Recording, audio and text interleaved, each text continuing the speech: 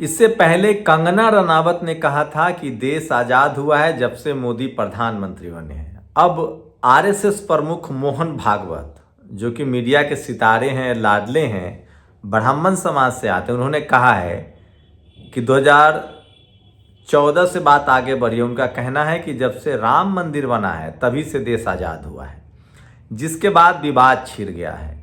तेजस्वी यादव ने आरएसएस पर बड़ा हमला किया है। राहुल गांधी ने एफआईआर दर्ज करने और गिरफ्तारी की मांग की है। और कल्पना कीजिए कि अगर किसी दूसरे धर्म के दूसरे शख्स ने इसी तरह की बात की होती तो क्या उसको माफ़ कर दिया जाता या उस पर एफआईआर दर्ज होता और वो जेल जाता।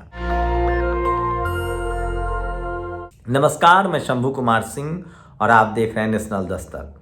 क्या बाबा साहेब ने जो 1950 में भारत को संविधान दिया वो नकली है? क्या वो सही नहीं है? क्या 1950 से जो सरकारें चुन के आ रही हैं और क्या वाजपेयी जो प्रधानमंत्री थे, क्या वो नकली प्रधानमंत्री थे? तेजस्वी यादव ने आरएसएस प्रमुख के बयान को लेकर बड़ा हमला किया। उन्होंने एक्स पर एक कमेंट लिखा और कहा है कि मोहन भागवत ने इससे पहले आरक्षण खत्म करने की बात कही थी, नतीजा उनको भुगतना पड़ा। अब वो इस देश के उन तमाम स्वतंत्रता सेनानियों का अपमान कर रहे हैं जिन्होंने अपने जान की आहुति दी है। उसमें जेल जाने वाले एक सावरकर भी थे, ऐसा नहीं है, सावरकर भी जेल गए थे। लेकिन सोचिए, राजेंद्र प्रसाद सिंह की माने तो इस देश में सबसे ज़्यादा उस समय जिनको शूद्र और अतिशूद्र कहा गया, जिनको अछूत कहा गया, उन्होंने अंग्रेजों की लड़ाई में अपनी जान गंवाई। कहा जाता है कि उनका कहीं नाम अंकित नहीं है।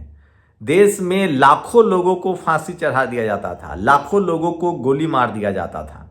लेकिन गांव देहात, सुदूर देहात में आप जब जाएंगे तो गांव गांव में आपको जुब्बा सहनी जैसे, महतो जैसे, जिसका नीतीश कुमार जी ने समस्तीपुर में, तो गांव गांव में आप जाएंगे तो कहीं कोई यादव, कहीं कोई सहनी, कहीं कोई महतो, जिनके पुरखे संजो के रखे हैं। सोचिए, तो क्या तिलका माझी, सिद्धो कान्हू, भगवान बिरसा मुंडा, इन सब की आहुति बेकार है? आप सोचिए, क्या इनका अपमान नहीं है जिन्होंने अंग्रेजों से लड़ाई लड़ी? क्या मतादीन भंगी की शहादत बेकार चली जाएगी? आप सोचिए, आरएसएस प्रमुख का ये बयान कि राम मंदिर बनने से ही भारत की असली आज़ादी है, तो क्या भगवान बिरसा मुंडा की शहादत, क्या तिलका माझी, सिद्धो कान्हू की स्वतंत्रता आंदोलन, खुद मंगल पांडे, क्या भगत सिंह, क्या चंद्रशेखर आजाद, खुद्दीराम बोस, क्या इन सब की शहादत का ये अपमान नहीं है? क्या सुभाष चंद्र बोस की शहादत का अपमान नहीं है? ये सबसे बड़ा सवाल है। और सोचिए, अगर कोई आम आदमी ने बयान दिया होता तो बीजेपी क्या करती, जो राष्ट्रवादी बनती है। सोचिए, अगर किसी दूसरे धर्म के लोगों ने अपने मस्जिद या अपने गुरुद्वारे या अपने बुद्ध विहार या अपना गिरजाघर या अपना जैन मंदिर को लेकर इस तरह के बयान देता तो इस देश में क्या होता।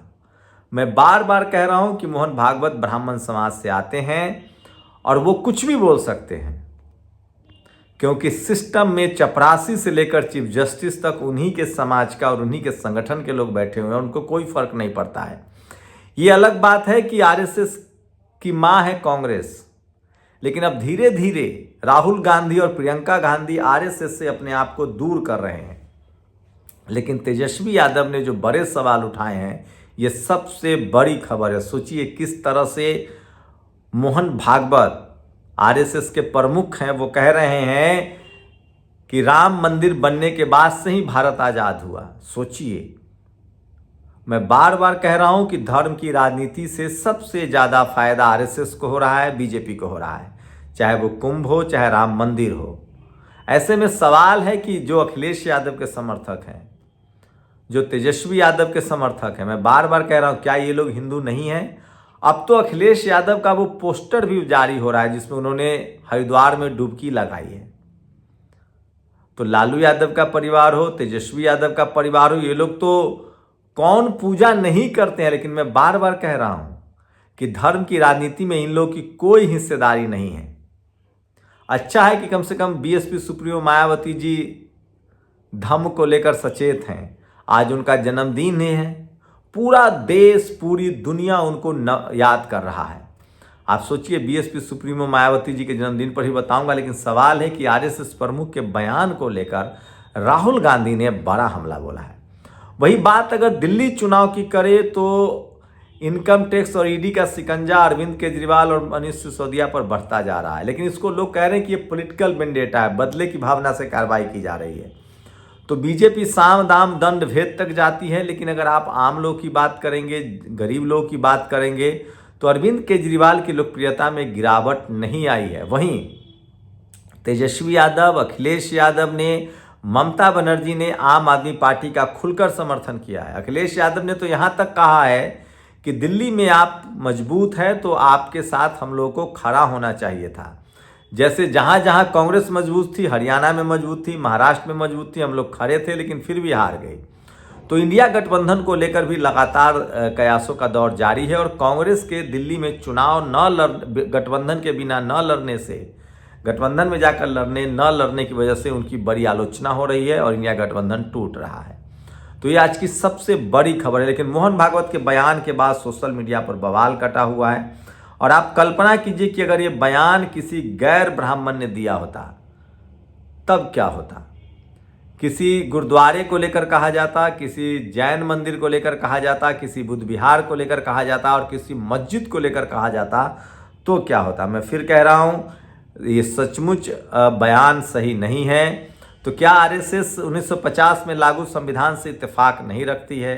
क्या आरएसएस भारत के तिरंगे से इत्तेफाक नहीं रखती है? क्या उसके लिए मंदिर ही देश है?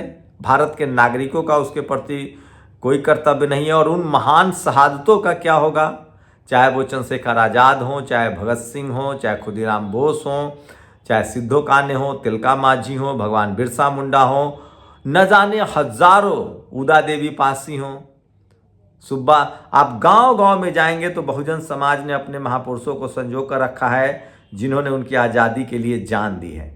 तो मैं फिर कह रहा हूं, इस देश में लगातार शोषित वंचित समाज के लोगों पर अत्याचार होता है, लेकिन उनकी सूध लेने वाला कोई नहीं है। लेकिन जब और गलती से वो कुछ बोल दे तो किस तरह का विवाद खड़ा कर दिया जाता है। तो 1950 में जो संविधान लागू हुआ, क्या वो आज़ाद मुल्क का संविधान नहीं था? क्या बाबा साहब ने जो संविधान दिया वो आज़ाद मुल्क का संविधान नहीं है? यह सबसे बड़ा सवाल है। तो देखिए किस तरह से आरएसएस कैसे सोचता है, ये मोहन भागवत कह रहे हैं। और मोहन भागवत कैसे सोच रहे हैं, क्या इस सोच को ब्राह्मण समाज की सोच मानी जाए? क्योंकि आरएसएस में सबसे ज़्यादा ब्राह्मण समाज के ही लोग पदाधिकारी बने हैं।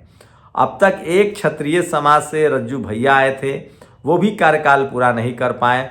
उसके बाद ब्राह्मणों में से भी चित्त पावन कोंकण ब्राह्मण को ही आरएसएस का प्रमुख बनाया जाता है। मैं इसलिए कह रहा हूँ, आरएसएस घोर तरीके से, खुद दिलीप मंडल कई मौक़ों पर कहते रहे कि ये ब्राह्मण समाज का बड़ा संगठन है। तो आरएसएस के इस बयान के बाद विवाद बढ़ता जा रहा है। कांग्रेस के अध्यक्ष खड़गे ने भी कहा है कि क्या ये आरएसएस का जो प्रमुख का बयान है, ये प्रधानमंत्री का बयान माना जाए या आरएसएस प्रमुख मोहन भागवत पर कार्रवाई होगी। ये बयान आज खड़गे जो कांग्रेस के प्रेसिडेंट हैं उन्होंने भी दिया है। तो इस बार मोहन भागवत के इस बयान की चारों तरफ निंदा हो रही है। उन्होंने देश की आज़ादी से राम मंदिर को जोड़ दिया है, जिसके बाद नाराज़गी बढ़ती जा रही है। मैं फिर कह रहा हूँ कि देश की आज़ादी अलग है। देश की आज़ाद होने के बाद ही इस देश के हर नागरिक को उसकी धार्मिक आज़ादी भी मिली है। कोई किसी भी धर्म का हो सकता है, वो उसको आज़ादी है कि वो अपने धर्म को सम्मानजनक तरीके से मना सकता है, उसके विस्तार के लिए, उसको बढ़ावा देने के लिए काम कर सकता है। तो इस देश के हर नागरिक के धर्म की सुरक्षा भी भारत का संविधान देता है। तो क्या मोहन भागवत का ये बयान सीधे संविधान पर हमला न माना जाए? क्या तिरंगे का अपमान न माना जाए? ये भी पहले विगत दिनों में आपको पता होगा कि आरएसएस तिरंगा फहराने में भी आना करना करती रही है। यहाँ तक कि लोग जानकार कहते हैं कि आरएसएस ने जब देश आज़ाद हो रहा था हिंदू कोड बिल का भी विरोध किया। वो संविधान को शुरू से ही बाबा साहब के जो संविधान है, जिसको सम्राट अशोक का प्रभाव है, जिस पर बुद्ध का प्रभाव है, जिस पर मौर्य वंश का प्रभाव है, जिस पर नाग वंश का प्रभाव है, उससे आरएसएस को दिक्कतें रही हैं। तो क्या आरएसएस मनुस्मृति को अपना संविधान मानती है? ये सबसे बड़ा सवाल है। तो मोहन भागवत के इस बयान की चारों तरफ निंदा हो रही है और तेजस्वी यादव ने कहा है कि बस अब इनको आरक्षण खत्म करना ही बाकी रह गया है। क्या आप लोग मोहन भागवत के इस बयान से सहमत हैं? असहमत हैं? अपनी प्रतिक्रिया जरूर दीजिए। शुक्रिया। नेशनल दस्तक की आपसे गुजारिश है कि अगर इसको बचाना चाहते हैं तो नेशनल दस्तक को सब्सक्राइब करने के लिए रेड कलर के सब्सक्राइब बटन को दबाएं, फिर बेल आइकन की घंटी दबाएं। नेशनल दस्तक को बचाने के लिए बहुत जरूरी है कि हर खबर को शेयर करें, लाइक करें, कमेंट जरूर करें।